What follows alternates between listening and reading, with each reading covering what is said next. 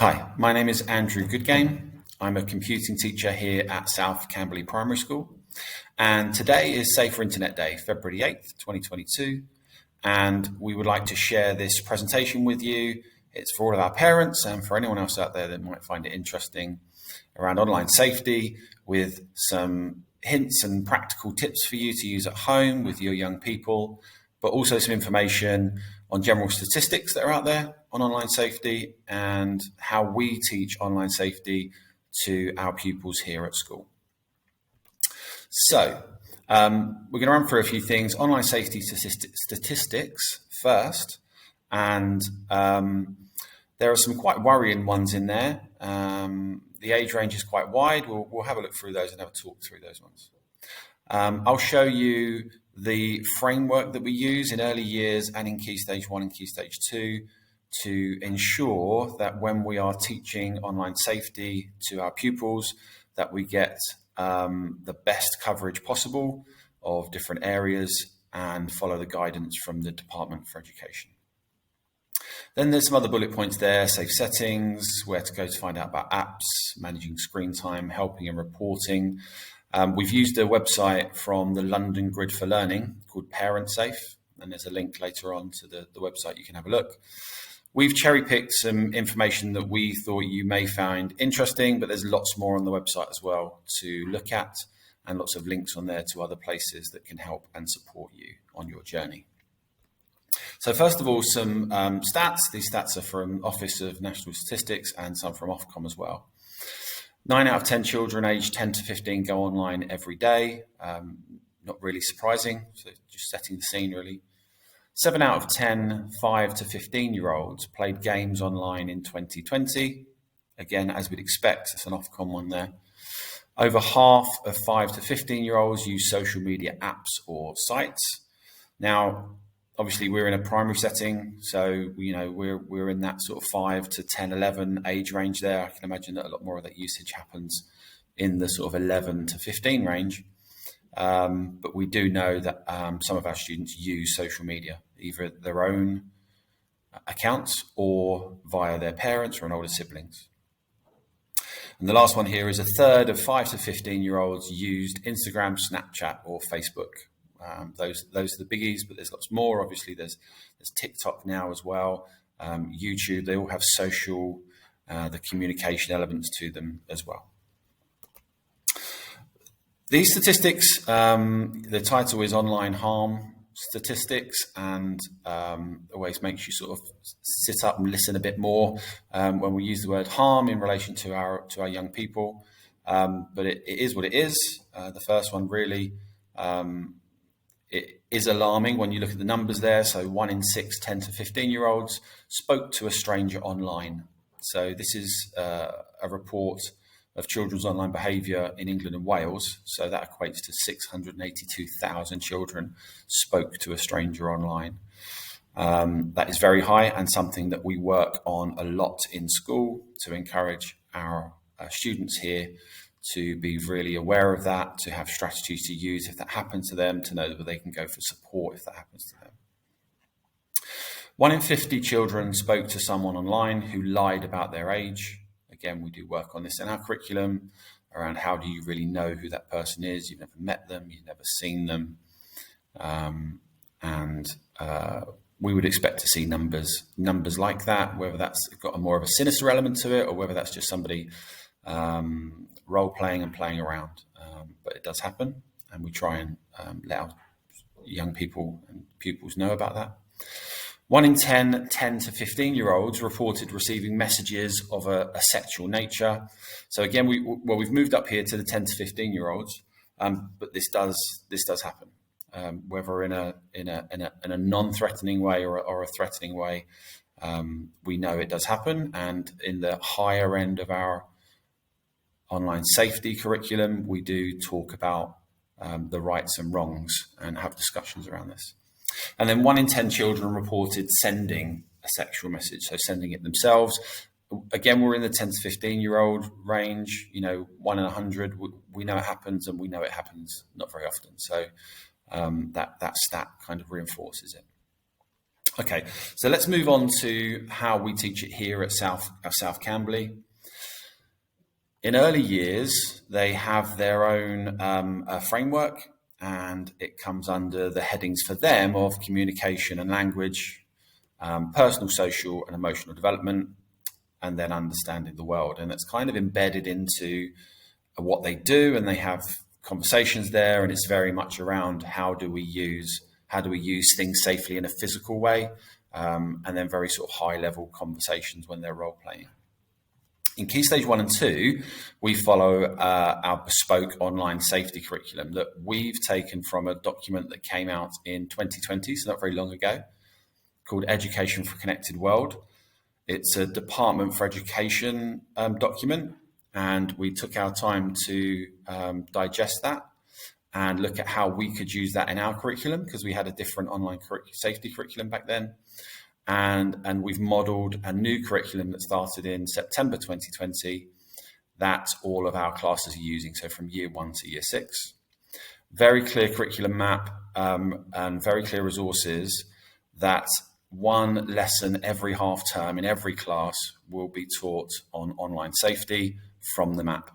And as those lessons are being taught, we know that we have got coverage from the first term in year 1 all the way through to the last term in year 6 of that Education for Connected World guidance and the headings within it. So we've got a very sort of solid and we're very confident in that new curriculum map and it doing its job. So let's have a look at some of those headings. I've put a link to the guidance on this slide here. Remember that you can access the PDF with the active links to this on our website at southcamberley.surrey.sch.uk, and it's on our online safety page. But here are the 8 headings in that document. So I'm not going to read out all of the text here, but the first one is self-image and identity, looking at their how they're perceived and how they put images online, and how they're potentially influenced by others. Online relationships and how you sort of communicate respectfully, giving consent, denying consent, and how you communicate with people online. Online reputation, how others use your online profiles, what some people call your digital footprint, to make judgments about a person based on what they share online and how that actually reflects on that person. Online bullying's in there, impact of not just direct bullying, but maybe indirect via sort of comments and notes that are left on videos or posts and things like that.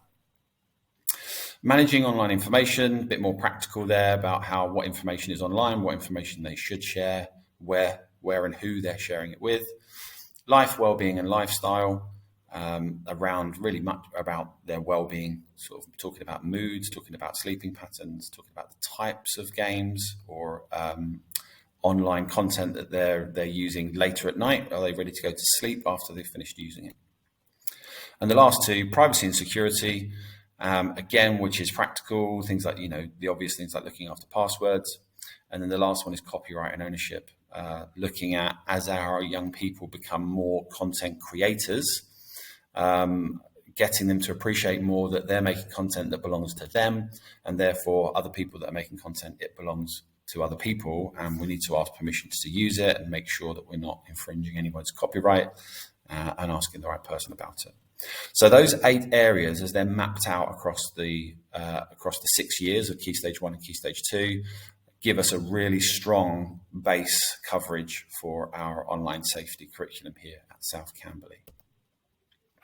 So moving on to some more practical things for you as parents. These logos here, I've chosen the sort of big 3, but the logos are clickable. So again, if you go to the PDF, you can click on these links and they'll take you off to the relevant pages. But this is around how you can set up devices and either restrict, monitor, or a mix of the 2, how a young person uses that device. And they all use a structure of, you set yourself up as a parent within their system, and then you add a child underneath you into your family. So we've got Apple, Google, and Microsoft. So Apple, obviously, for your iPhones and iPads and Mac computers. Google is not only Google, but obviously it's got the Android element there. So any of the other mobile phones, normally that they would be Android, if they're not Apple, will be able to be controlled via Google. And they've got a product called Family Link. And then Microsoft, which is obviously all of the computers, some mobile phones, but also it comes under things like the Xbox as well. So if there's an Xbox console in the house. There are others, so Nintendo Switches and PlayStations and things like that. If you search online, you'll find those, and actually on the Parent Safe website, you will find links specifically for those devices as well. But I've picked out the top 3 here, so very sort of practical page, that one. The next page is about where to go to find out about apps and games that your children play. So this is really useful because Common Sense Media, and the logo in the bottom corner here is again linked on the PDF on our website, have gone and looked not just at apps, but they've looked at games, they've looked at films, they've looked at websites, and they have given you a breakdown of those games. And what's really useful is once you know a bit more about that game and that platform, you can start a conversation with your child around it rather than just asking questions. You can have a more of an informed conversation with them. What's nice about it is that it breaks down. So I can't remember which app I searched for here, but you can see the content headers. So diverse representations, ease of play, violence, sex, language, consumerism, drinking, drugs, and smoking are all related in a sort of 5-point system. So you can see this one is easy to play and there's not much else going on in there as far as those categories. But obviously some are going to be different, but that's a nice visual to look at. Then they have a section called What Parents Need to Know, which kind of breaks it down for parents, speaking to us as parents and saying, this is what this game's all about. And that's handy to, again, as I said, to start a conversation with your young person. And then they have areas that you might want to start a conversation around. So ideas on how that could link to not just this game, but to general usage as well, just to start a conversation, not just about a specific app, but about their usage in general. So it's really a nice site to look at to find out about platforms, games, what's possible in them, and then have a conversation with your young person about how they're using it, and then making sure that they are keeping themselves safe. Okay, the next one here is managing screen time. This is one of the most popular questions that I get asked is around screen time and what is the right amount of screen time per day, per week, whatever it may be. And the guidance is sort of, it's changed slightly in the last few years, and it's gone away from quantity and it's gone towards quality. So the Children's Commissioner has got this idea of a digital 5 a day, which means that they're not saying you should allow your young person to use the internet all of the time, but it's around the quality of and what they're doing while they're using it. So I think on the next slide, I've got a picture of, here's the digital 5 a day, and encouraging your young person to do something from one of these categories every day. Now, if you did 5 a day, I think you'd be on the device a lot longer than common sense sort of deemed appropriate. But it's a really good way of looking at what are they doing online and encouraging them to do other things. You know, a digital 5 a day bingo set where they can tick things off in a week maybe, or, those sorts of things. And it's moved away, as I said, from the actual time limit. So they should only be online an hour a day, or on a screen an hour a day, which used to be the World Health Organization's guidance was an hour a day, but that included television as well. So that it just wasn't really practical, especially as we're moving on so quickly.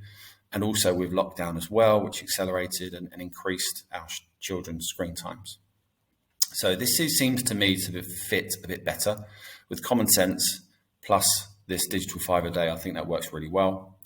The UK Chief Medical Officer, and I've linked the report here because this screenshot is quite small here, so it's quite hard to read.